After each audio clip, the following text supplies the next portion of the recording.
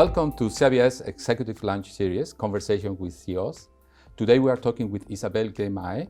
Isabel is Apple's Vice President and Managing Director of Greater China, reporting to CEO Tim Cook and CEO Jeff Williams. She provides leadership and coordination across Apple's Greater China team and is also neighbor of CEIBS, living close to our campus here in Shanghai. So Isabel, thank you so much for being here with us and sharing your time with us. My first question for you actually is a big question. I know Apple has, in a way, transformed the world, yeah? But more talking about you, what positive impact do you aspire to bring to the world? First of all, thank you so much for having me. What an honor for me to be here. My own aspiration really is derived from the mission statement of Apple. We really believe in delivering the best products in the world, but also leave the world a better place. And I truly, wholeheartedly believe in that. So I do aspire to leave the world a better place than we found it, and hope to also enable others to do the same. On a personal level, I have 4 kids, so I do hope my 4 children could learn the value of contributing to the community with their talents. I hope I can make the deepest impact on both my family and also enable the people at Apple to really do their lives' best work. Now it's becoming more and more important for organizations, this principle-based vision. Even the new generations, employees, they want to work for companies that have something more than just make money. So how do you funnel your personal values into your leadership role at Apple in China? And how do you inspire this principle-based vision through your company? I truly believe that people come together because they believe in something that is bigger than just themselves. So here at Apple, we always repeat the mission statement of the company, and we really truly embrace it. And the GC team, the Greater China team, they are just truly talented and wonderful. They really embrace this. So, this group of people, they are able to just bring their creativity and the values to work every day. When you feel that you are part of a community that is making a huge impact and truly making a difference in the world, and that's what motivates you more than anything else. Another thing I do also convey the importance of just also taking some time to renew and re-energize, because I truly believe, it is important. You started your career in the US, then came to China. Do you see any difference between the Chinese staff adopting these values compared to the Americans, or there's not? I think people in China, a lot more companies, I think, are hearing this 996 working hours and take it for granted.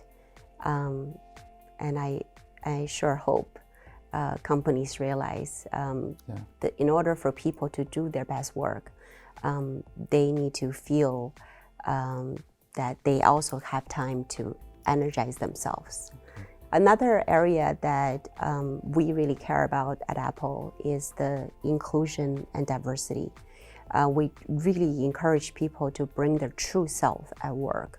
And we really want to make sure everyone feels comfortable and feels included at work. And that's an area that we really spend a lot of time on at Apple. And that's what I really try to promote here at Apple. And when we first started doing this work in China, we couldn't even find the Chinese translation for the word inclusion and diversity. And we officially launched 3 diversity network associations in Greater China. And those are Women Network, Pride Network, and Accessibility. And we also saw a great opportunity to work with other like-minded companies on inclusion and diversity. And we even started Accessibility Alliance with Shanghai Disney Resort, which now also includes Nike, Starbucks, Didi, Xiecheng, Shangri-La, Marriott, GM, etc. Together, we also met with government entities and hosted career forums for people with disabilities. And at Apple, we really promote women in leadership roles and women in technology. So we spend also a lot of energy creating a really great environment for women networks. So through the Women at Apple network, we are able to foster this community, but also help to promote more women in leadership roles. That's fantastic. Very good. My next question is about technology. You know, Apple is well known by all the tremendous innovation that has taken place in your company that has transformed the world. Yeah. How that technology or the innovation taking place in Apple is also benefiting those that are less privileged or live in rural areas. Yeah. I definitely hope when you think of Apple, you not only think of Apple as a company with amazing technology, amazing products, amazing innovation, you also think of Apple as a company who really values and cares about people. So I believe, the technology importance has never been more evidenced during COVID. We were all seeing how kids were using the technologies to do online schooling, and people are able to use the technologies to work remotely, including ordering food online to deliver to the home during pandemic. So I believe this pandemic really is accelerator for digital transformation, and I really see some of that transformation continue even when the pandemic is over. I know we all appreciate the fact that we can hold some board meetings virtually instead of flying everywhere. I really think technology can make the rural feel urban and make the urban feel rural, and none of this can happen actually without education. So at Apple, we really believe education is the greatest equalizer. So 3 years ago, we launched 智慧计划. We're still trying to figure out a name for English. So it's a trademarked initiative that really incorporates many of our education initiatives. And these initiatives range from the 0 to 3 childcare training to bringing our free, everyone can create and everyone can code curriculum, to migrant schools, to coding classes for our supplier factory workers, all the way to our app contests for both K-12 vocational schools as well as university students. And during COVID, with our partnership with the China Development and Research Foundation, more than 140,000 students have benefited from online curriculum, iPads, and various training programs. We also continue this education in our beautiful stores. Through our Today at Apple sessions, anyone can come and take classes or learn just how to use your Apple products for free. Our stores help creators follow their passion, help the elderly connect more easily in this digital world, and help our children learn the language of tomorrow, coding. My next question is about innovation, but not so much about innovation in the lab, but innovation in the organization. What are the conditions necessary to have this culture of innovation within the workplace in your company? I think first and foremost, you really want to make sure you have diversity. I think diversity is critical to innovation, and also is really essential to Apple's future. So you really want to make sure you bring people from diverse background, but you also bring people who care, who pay attention to details, who are willing to debate, who are willing to nurture sometimes the smallest ideas, and not to laugh at it. Because a lot of times innovation stems from ideas that at the very beginning could be extremely fragile. And if at the very, very beginning, people kind of say bad things about it, and then it won't have room to grow. So I think you also need to create a culture where people are willing to take risks, willing to have failures. And if you have never failed at any attempts, that means you really haven't taken enough risks. At Apple, we not only care about the results, the what you did, we also care about the how, how you did it, how you come about doing it.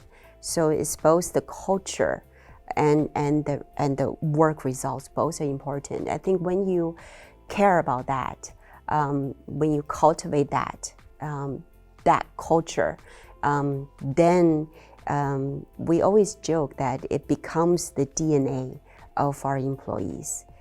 Everyone strives to do that. Everyone cares about the final customer experience.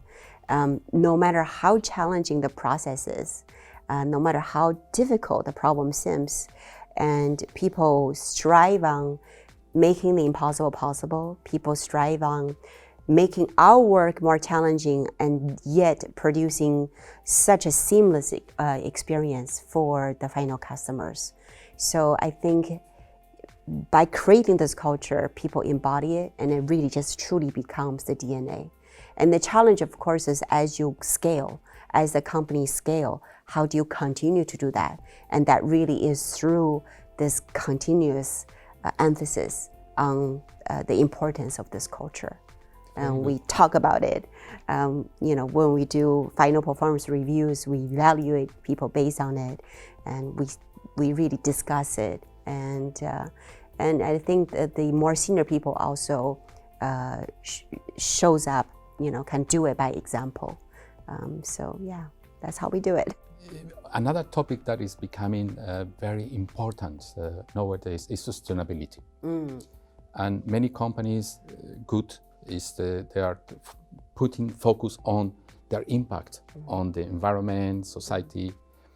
Now, CEIBS is also very concerned, very focused on that topic.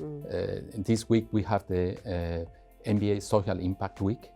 And one of the topics that we are discussing is the Chinese government ambitions to target to achieve carbon neutrality by 2060. How is Apple preparing for that dramatic change? Well, I'm proud to announce Apple is actually already carbon neutral. Okay. But what's even more important is by 2030, all of our products will also be carbon neutral. Okay. So fighting climate change is really something that Apple takes very, very seriously. We design products from recycled materials. iPhone 12 models were designed with the environment in mind. And for the very first time, all the iPhone 12 models utilize 100% recycled rare earth elements in all of our magnets, including the camera, the Type engine, the MagSafe, as well as all of our MagSafe accessories.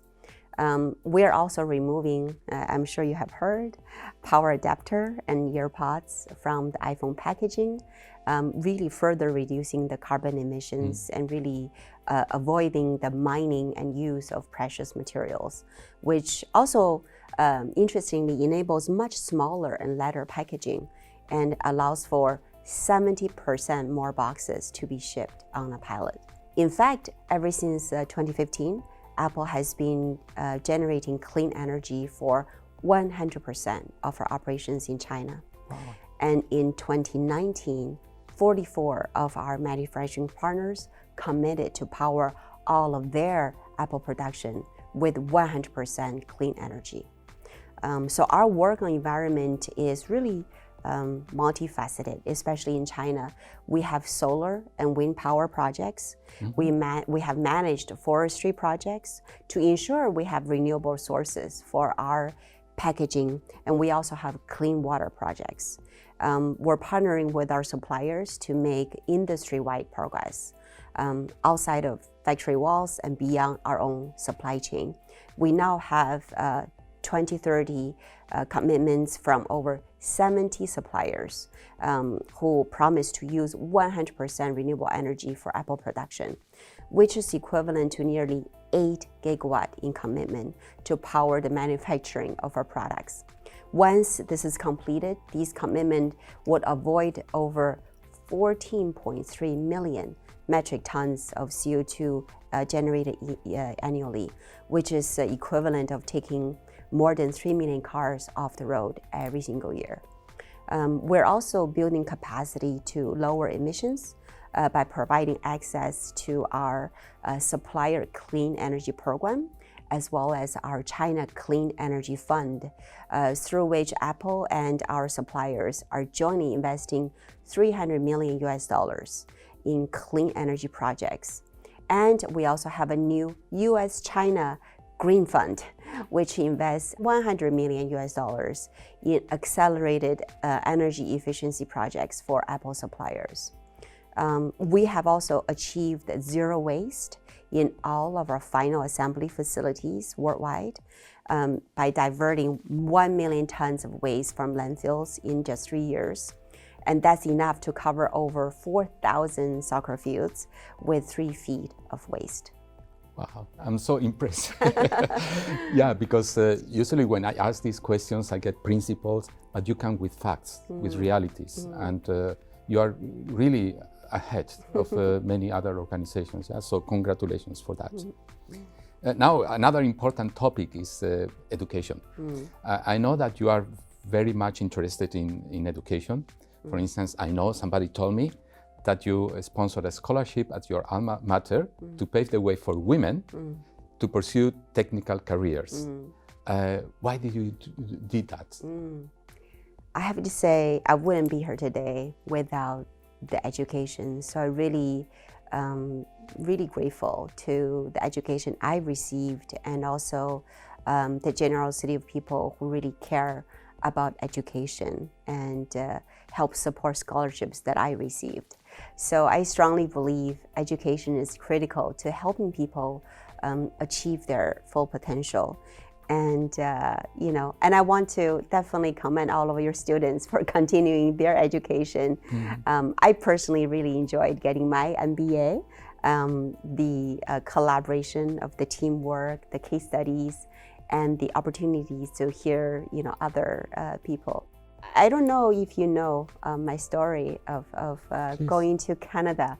My dad, who was a visiting professor in Canada, was actually founded a school for my elder sister, who is 6 years older than me. She didn't want to go. She had a boyfriend at the time in China, so she didn't want to leave China. I was 15, 16 at that time. So I raised my hand and said, I want to go. And my dad said, well, you're way too young. I said, no, but I really want to see the world. I really want to pursue an education, in the West, and I could do this.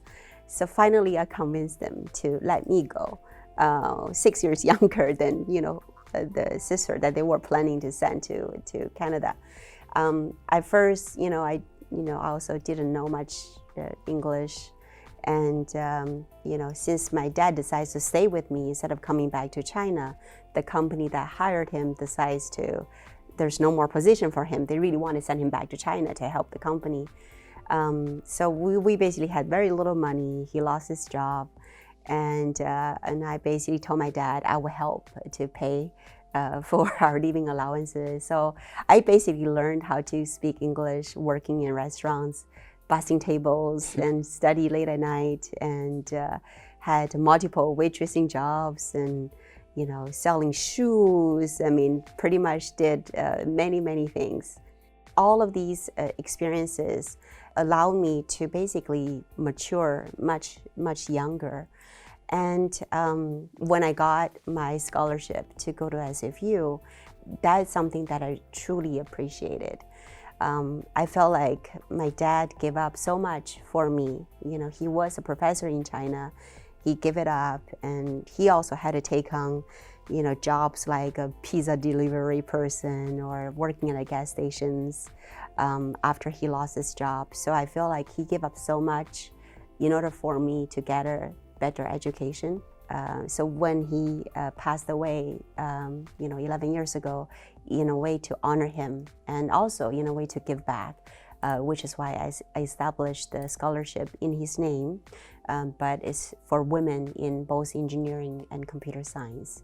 I think he'll be so proud. Yeah. That's very good. Thank you for sharing this story. Yeah. Going back to your career, you made this transition from the engineering background to leadership. Yeah. What can other people learn, young generation learn from your example? Well, my own transition into leadership, it just feels like a fairly natural progression. But of course, they're guided by just kind of finding what my mission in life is, and by something that Steve Jobs once asked me. Steve Jobs was the one who convinced me to leave Palm to join Apple. When I wasn't sure that that's what I wanted to do, since I was fairly deeply rooted with my older company, he challenged me to ask myself, what would make a bigger impact in the world? And of course, convinced me that by joining Apple, I would make a much bigger impact in the world than by staying at Palm. And I think he was right. Very good. But I think you won't be able to find your mission if you don't believe in yourself. And I also think you can only build that confidence by overcoming the challenges, and also by working hard. So, as I said earlier, life wasn't easy for me when I arrived in Canada. And I learned that life can be challenging, but I also learned that I just need to believe in myself. And I was pretty hard on myself, but I just didn't want to give up, because I knew one day people will finally see my potential, and instead of bussing tables, waitressing, I will one day be able to choose what table to sit at. And I think through all of these experiences, I just learned to persevere and to just believe in myself no matter the challenge. So what I would like to do is challenge all of you to find your mission. And when faced with a difficult decision, ask yourself which opportunity would create more impact, and which opportunity you would regret more if you didn't pursue it. In his happiness course, Harvard professor Tanban Shahar says that there are 3 levels of doing things. There's work, there is career, and there is mission. And I truly feel like I found my mission coming to China to lead this team of 14,000 incredible human beings. At CEIBS, we are very proud that in our MBA, the ratio of female is 40, sometimes 45. We're still very close to the 50 perfect ratio. All these female graduates that are dreaming to have a successful career, like for instance you, what type of advice can you give to them? Wow. First of all, congratulations. It's really wonderful to hear a high percentage of women at your programs. It's actually such an important topic for us at Apple. We are also making this kind of progress at Apple. In fact, in China, Greater China at Apple, 40% of our managers are female. So one thing that I always tell my team to do, male or female, is I tell them take a seat at a table. A lot of times in conference rooms, in meetings, I see people sit on the benches closer to the wall versus sit on the boardroom table. So I really think you need to just take the initiative to sit at the table. And taking a seat at the table means to engage, to listen, to learn, to speak up, to debate, and whenever possible, also try to make more space for other women at the table. I really think it is at the table where you can inspire change and spark new ideas. And of course, having good company makes a big difference as well. So to all the women MBA out there, you have so many adventures ahead of you, but if I could just maybe give you 4 humble advice. Number 1, something that I think many women overlook is you can never spend too much time with your loved ones. No matter how busy you are, really make sure you make time to nourish these relationships, whether it's your friends, your relative, your kids, your husband, your parents, whatever they are. Nourish these relationships. Otherwise, one day, even after you have it all, the success, the money, you may regret not doing that. Number two, when times are tough, believe in yourself. And also know that it is these challenges that actually make you stronger. Number three, keep an open mind, kind of like what Steve asked me when he tried to convince me to leave Palm to join Apple. When you're faced with a really difficult decision, just ask yourself where you will make a bigger impact in this world. And number four, my wish to every single one of you is that one day you will find your mission in life. Not just a job or a career, but a mission that you truly believe in. Very good. I'm tempted to ask you one last question. You mentioned Steve Jobs a couple of times. Yeah. What do you learn from him? So many things, but I think above else is the pursuit of excellence. This incredible attention to detail and the pursuit of excellence, and not take no for an answer. And he would always push and push. And he really pushed us to achieve things, I would say, beyond our imagination, beyond we thought we were capable of doing. So that's the one thing I think I learned the most from him. Thank you very much. Yeah. Excellent. I don't have more questions for you. I don't know if you want to add something more. I think your students are so fortunate to be in such a wonderful school. And I've met many graduates, alumni of CEIBS, and been very impressed with them. And also really impressed with the camaraderie they demonstrate to each other, even after graduation. They seem to really support each other with each other's new venture. So yeah, very impressed. You also recruit some of our graduates. We do, and we like them very much. Good. We are glad to hear that. Yeah. Thank you. Thank you very much. Thank you.